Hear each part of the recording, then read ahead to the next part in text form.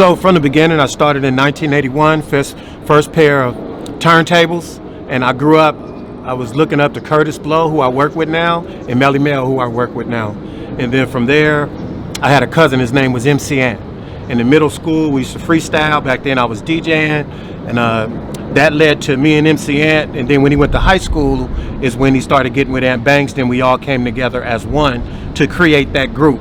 It was really MC Ant, Ant Banks, and Terry T, but we just named the group MC Ant. Why? I don't know, but it was 3 of us. So MC Ant was the rapper that we produced, and me and Ant Banks was the DJs and also the producers on the record. We were independent back then. Coming out the hood, we had no guidance, and we just found a way out from Oakland, California, so we paved the way, definitely. Not from our same area, but remember, our competitors, we were different. We were national. We were looking at Grandmaster Flash, we were looking at the world. We weren't looking at our local communities. Yeah. Well, we did the music because back then, pretty much 3 things we done in Oakland, California: music, sports, and the streets. So the streets back then would back rappers, and I would say on this album, I did half of it, and Ant Banks did half of it in terms of the production. But back then, it was stage show driven. So MCN was the rapper, I was a DJ, and Ant Banks was the DJ. MCN lost his life to gang violence. So, you know, me and Ant Banks, we went on as producers after MCN lost his life to gang violence, and I ended up crossing paths because I produced rap first. So I worked with Too Short, I worked with the Loonies, I got 5 on that album. That, Seagram, Delinquents, MC8. I mean, just keep going and going before I got to Tony. It's a huge difference. It's not even a mindset, it's a huge difference. If I'm producing with Tony, there's 1,000 tracks, live instruments. Tony was like one of the better groups because think about it, our era was Motown all the way to working with Hootie and the Blowfish, working with Darius Rucker, working with Jamie Foxx.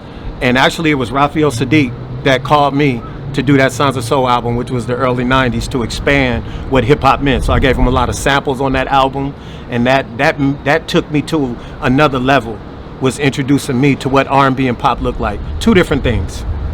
Rap is very, very simple. Microphone, grab it, say it. But when you are, when I'm talking about production, the joke on me is I'm the engine to the good looking car because I was a quiet one making the stars. So example, Destiny Child got their break through a gentleman named Dwayne Wiggins, founder of Tony, in which I was his production and business partner. So believe it or not, we signed them in 14, moved them to Oakland and developed them, did their first 3 albums, and that catapulted into Beyonce, what you see. But we also work with Alicia Keys, we work with Kehlani, we work with her, we work with Indy Ari, Karen White, the list goes on. We touched a lot of people together. So I'm considered like a legend. So a lot of the people like Seagram and the different artists would come to us looking to elevate their careers, if it made sense. So they were like, I was like their big brother. Yeah, so they would always come to myself and somebody like Ant Banks when they were looking to get it to another level. Yeah, unfortunately Seagram passed away and I produced that whole album. Not whole, I did about 10 out of 12, excuse me, but majority of the album. Along with Mike Dean, he mixed it. Want to do Ghetto Boys, Travis Scott. I mixed that album with him, So I was touring with Tony and New Edition, and I felt that while hip-hop was going in a great direction, that hip-hop was also selling violence, sex, money, and drugs to our children. Mm-hmm. So I transitioned into a character called Mr. Community.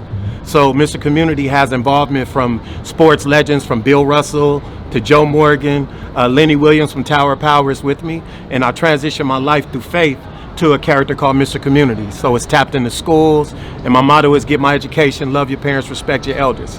Same music, I just transition my life into something I feel, which is a lot of violence are stimulated from imaging and messaging.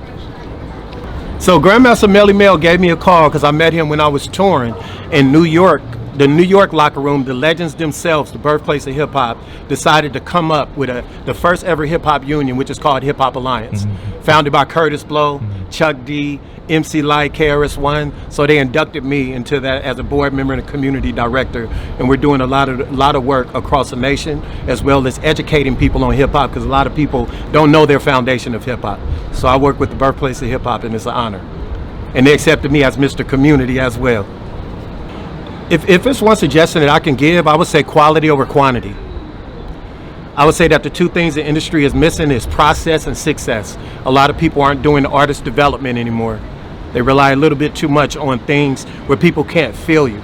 Longevity comes from your ability to create something and make history. That means you either made something original or you have to do it better than everybody else. So no matter, even if it's social media, only 0.1% still makes it in this industry, no matter how you shape it. So us as legends, it's our goal to embrace the younger generation and also make the younger generation embrace what we did, which is paved the way for the next generation. Yeah. And I go about it in a cool way too.